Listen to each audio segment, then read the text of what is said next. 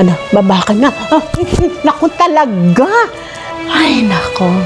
Ang masarap talagang araw eh. Lalo na kung paboritong tinapa mo ang iyong breakfast. Bongga talaga ng tinapa, ano?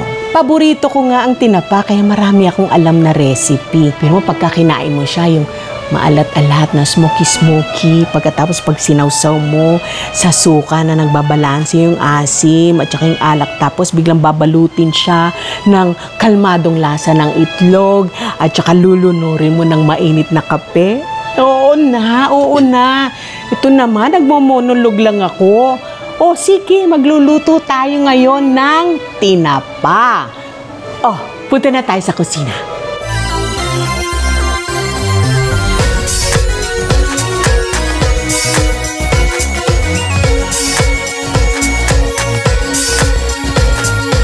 Ang tinapa, bao. Pag sinabi nating tinapa, ang root word ng tinapa ay ang salitang tapa.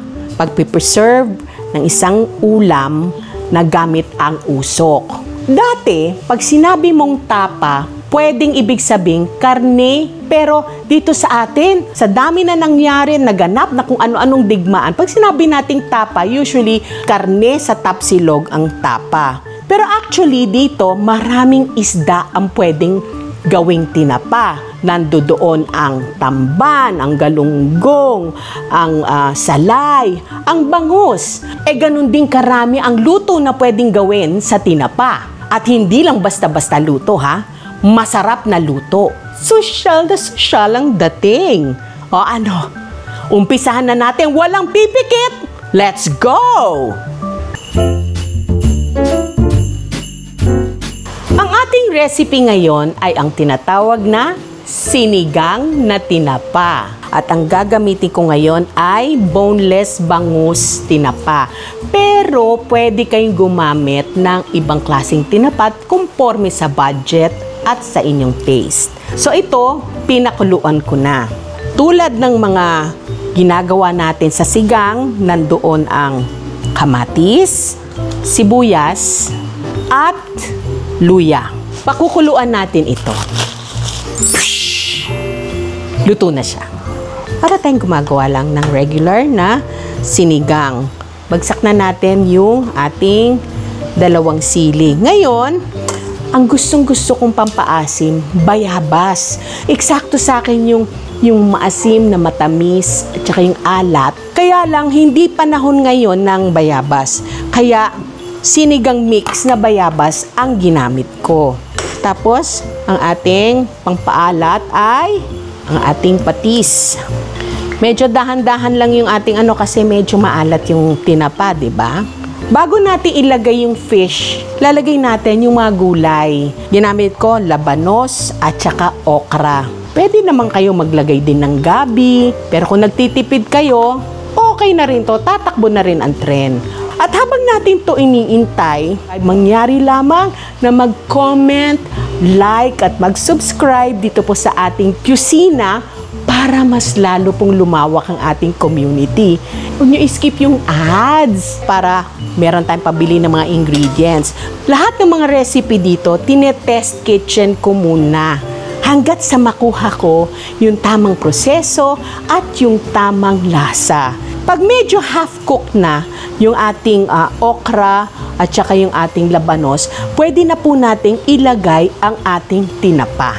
Ang bango-bango. Yung alat ng tinapa, yung tamis at asim ng bayabas, ang saya, pero kulang pa tayo ng kangkong. Okay? Sandali na lang to. Luto na ang ating sinigang na tinapa. O, mag-plating na tayo, ha? Of course, our gulay. Ayan po. Okay. Kahit na anong klaseng tinapa pwede nyong gamitin dito. Ang ginamit ko dito, bangus na boneless kasi ang lola, hindi na masyado nakakakita ang mata. Titikman na natin. Oy. Masarap talaga.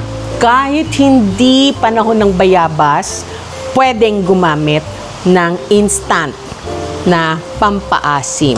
Kanin na lang kulang. Masarap.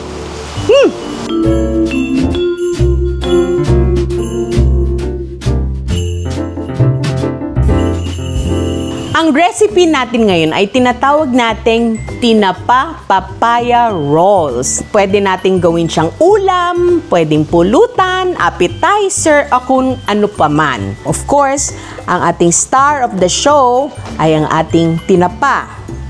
Ito ay hinimay-himay na, linuto na rin. Siyempre, para sa sustansya ng mga bata, hindi nila alam na meron tayong pa-carrots na effect na ganito. At syempre, for other texture, meron tayong singkamas.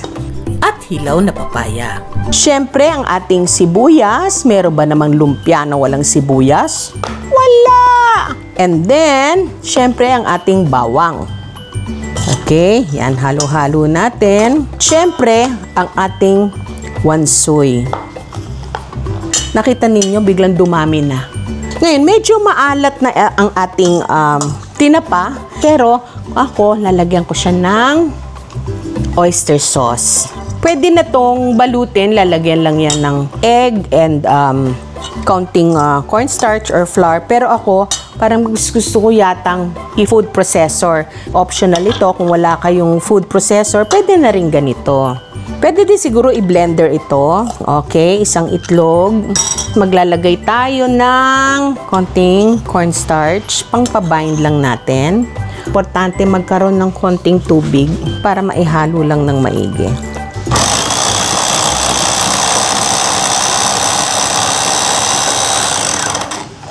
Lagyan natin ng konting tubig. Tapos, lagyan natin ng pampalasa nating oyster sauce. Last minute adjustment natin. Pero para sa akin, pwede panlagyan ng asin. Matubig siya, lalagyan natin siya ng cornstarch. Parang binder lang. At kaunting paminta. Kasi medyo mabasa-basa dahil sa ating singkamas. Maglalagay tayo ng konting flour para lang hindi tumagos. Kasi this will absorb moisture sa ating lumpia para hindi mabasa yung wrapper para malutong siya. So, ganyan. Parang ordinary lumpia lang ang ginagawa ninyo. Pero this time, iniba natin ang combination. Masarap kasi yung combination ng hilaw na papaya, ng singkamas at carrots. Yung alat at saka yung tamis, yun ang malalasahan natin mamaya. Ituloy-tuloy lang natin ito hanggang sa maubos yung ating filling. Yes! Okay. So, ngayon, mag-iinit tayo ng mantika. Ayan, medyo umuusok-usok na. Yun naman. Remember, pag nagpiprito, wag natin sila idikit-dikit. Parang maganda ang pagkakaprito, ha? Lumpia is life din, di ba? Present palagi yan sa atin. Pero para maiba lang, para hindi naman nakakasawa kung palaging giniling. Sabi kasi nila, pag nagluluto, kailang masaya. Kasi natatransport mo ang feelings mo sa iyong niluluto. Is for magdabamabango. Gagawa tayo ng dressing. Dahil social tayo, arte-arte, gagawa tayo ng parang tartar sauce. Pero actually, simpleng tartar sauce ang gagawin natin. Meaning, mayonnaise at saka salt. And then, we're going to have garlic. And konting paprika. Again, optional. Okay, so halu-haluin natin ito. Ilalagay na natin dito yung ating dressing. Actually, kayo na din bahala kung anong gusto niyo ng dressing. Iba gusto namang ketchup and mayonnaise. Pero sa akin, this works really well dito sa recipe ito. Nasubukan ko na kasi. May sobra akong wansoy. Kasi actually, itong arte-arte na to, pwede nyo kainin, hindi lang siya decor-decor. Titikman na natin.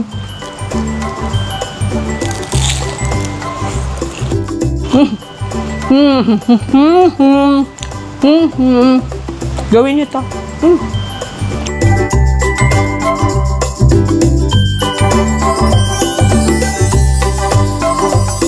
Ang recipe natin ngayon ay ang tinapa pasta. Hindi siya tulad ng mga ibang tinapa pasta na olive oil based, na may lemon at lahat. Para siyang Filipino version ng carbonara. Gumagamit tayo ng coconut milk. Siyempre, ang uunahin natin, the usual, paglalagay tayo ng oil. Konti lang. Kasi ang gata, oily na, diba? So ito, para lang hindi dumikit yung garlic at yung onions at yung tomatoes natin. Unahin natin ang ating sibuyas. Hindi pa siya tumutunog kasi nga basically ayoko yung galit na pan. Kasi gusto ko slowly. Palalabasin pa natin ng kaunti yung tamis. Alam ninyo na may mga ingredients talaga tayo na nakakapag-contribute sa ating ulam.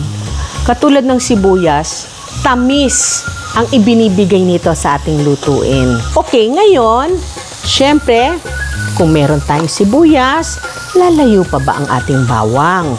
So ngayon, ilalagay natin ang ating tomatoes. Sa pasta, madalas gumagamit tayo either tomato sauce, pero dahil sa Philippinized version ito, gagamit tayo ng native tomatoes galing sa atin. Nakikita nyo pa ba ako? Luto-lutuin lang natin ng kaunti ang ating tomatoes. Siyempre, the star of our show, tinapa. Alam natin lahat na ang tinapa medyo maalat, so medyo easy lang tayo sa ating asin. Pag gumagamit tayo ng ating native tomatoes, hindi sila kasing tamis na mga imported tomatoes. Medyo tinitemper ko yan ng kaunting sugar kasi hindi siya matamis. Kaya nga masarap yung ating kamatis, pangsigang. Ayan, nangangamoy-ngamoy na siya. Okay. Maglalagay ako ng kaunting luya. Mamaya ko lalagyan ito ng seasoning pag nilagay ko na yung ating coconut milk. Kaunti lang.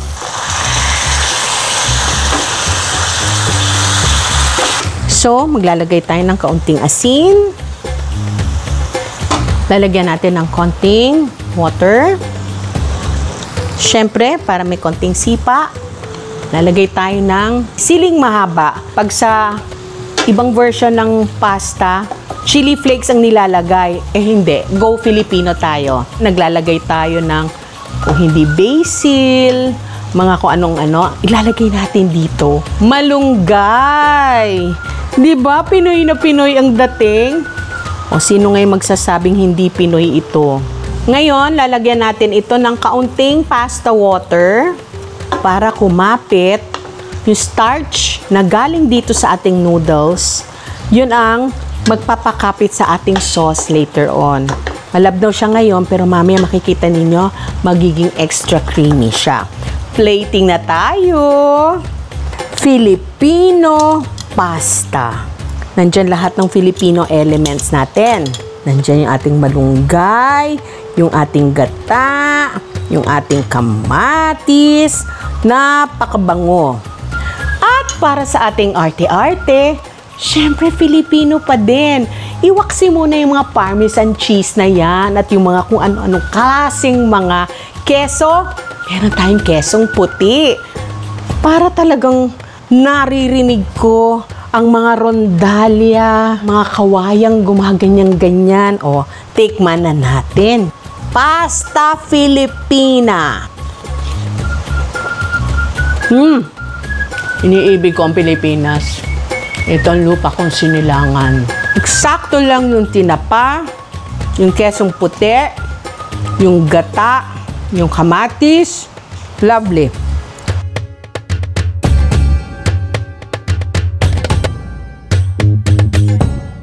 Unbelievable and amazing! Hindi ba? Akalain mo, tatlong recipe na gawa sa tinapa, magiging bida-bida ka?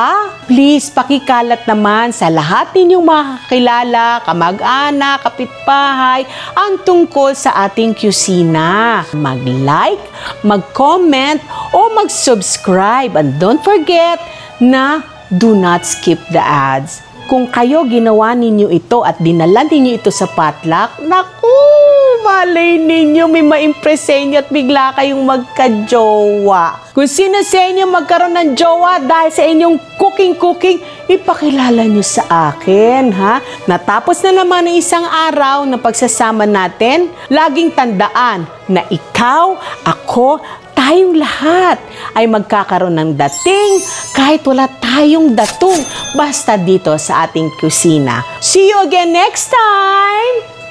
Pack up! Sarap!